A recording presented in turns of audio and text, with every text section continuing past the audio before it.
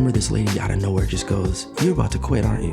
And I was like, yeah. There's always moments that you want to give up. Being 100, it's easier to quit. But then I remind myself, if I quit, then what? God calls the unqualified, and what God has for you is for you. There's literally nothing that can take you away from it.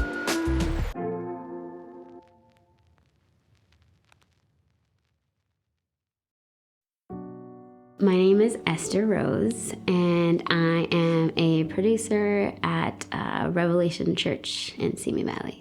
I am from the Valley, San Fernando, Soar area specifically. That's where I grew up. I have always been a person of, I guess, I don't know if entertainment, but I was always like the class clown in school and stuff. So I always knew I wanted to be in entertainment. But when I was in college, I actually was gonna study psychology because of how challenging it is to be in entertainment and how you really, really have to want it to be able to succeed, because there's a lot of perseverance that it takes. But I knew that if I pursued psychology, that I would never do film. I did stand-up comedy for 5 years.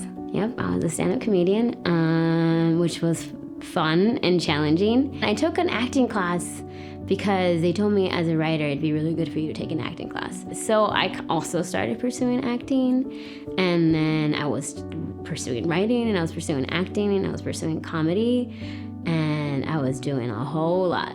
I kind of had a moment where there was so much going on in my life where I was like, dang, I'm doing all of these things, and nothing was moving because I felt like I was doing a little bit of writing, a little bit of comedy, a little bit of acting. So it was just like, felt like it was like this and nothing was like this. I had just a moment where I had to make a choice and decided to kind of drop everything.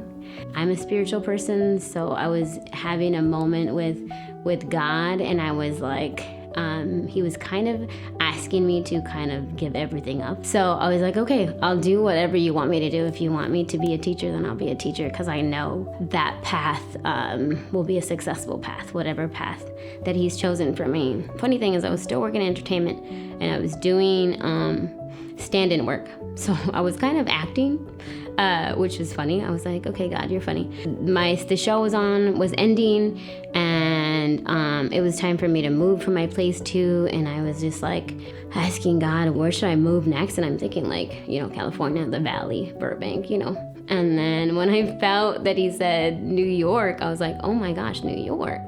The heck? What am I gonna do in New York? So I moved to New York for a couple of years, and I was like, I'm gonna kill it in New York. And at first, the doors were starting to open. Like I was like having meetings with agents and stuff, and I was like, oh wow, this is it. This is my time. It's happening.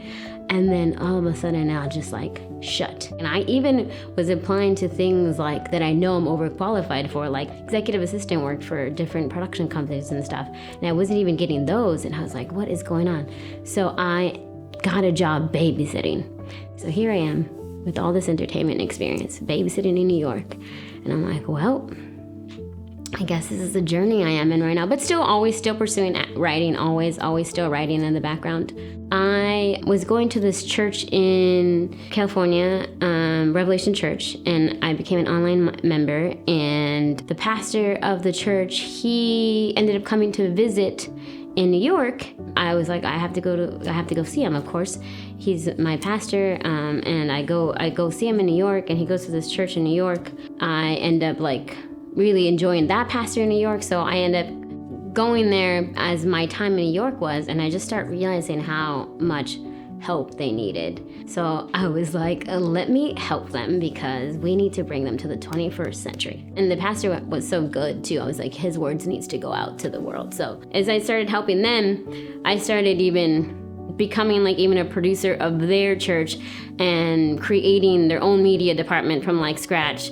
Long story short, our pastor, my spiritual father, we ended up getting a church here in LA, and now he needs help, and so he steals me away. I just packed up my whole life and moved to New York, and I have to pack up my whole life again and come back to California. So I pretty much end up doing like what I was doing in New York in such a small scale to a very large scale, to like a mega church scale. And that where I am now. There's always moments that you want to give up. There's always moments that are very challenging and that you're like, it's just easier to quit. It's just easier to quit. It really is just being 100. It's easier to quit. But then I remind myself, if I quit, then what? If it's something we really, really want and it's something that we are really supposed to be doing, we have been given the grace, we have been given the wisdom, we have been given the strength to overcome the challenge. And as you get through that challenge, it just becomes easier. And it becomes like a mental thing where you're like, you know what? It was really hard last time, but I got through it. Let me just take a deep breath, suck it up, and let's do it again. But what I say to my younger self, and I think what I'm still saying to my still younger self, just trust God. It's all working out for your good. And just because it may not be happening right now, it doesn't mean it won't happen later. And you don't ever know how it's really truly going to unfold. And continue to, this is for myself, for my younger self, continue to seek the kingdom, and everything you desire will be added onto you. Oh my gosh, my younger self, seeing me where I am now would be like, what the heck are you doing? You are a producer of a church? Like what? Where did that even come from? Using my gifts for a church, that's crazy. Again, I always saw myself being on Saturday Night Live, of course, I'm a comedian. Seeing myself producing movies and working in entertainment and doing TV shows. Like it's funny where I am now. So my younger self would definitely be shocked. My younger self will probably be like, well, that's cool though. It's turning out all right though. The first thing that comes to my mind when I think determined is literally my face. Ester-Rose is what I think. I am determined. I know that if I want something done or if I want to accomplish something, I'm going to go after it. I don't know. I think it's one of the positive sides of being stubborn. I'm looking at the positive of my weaknesses. The first thing that comes to mind when I hear relentless, John Gray, is that his church?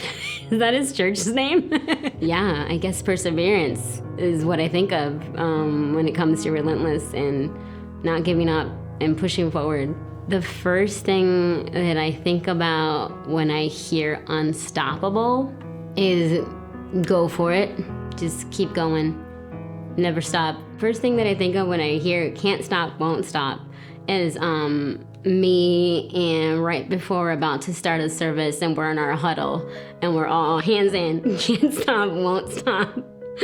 And we all go do it on 3. That's what I think of, pushing my team to just continue to be great.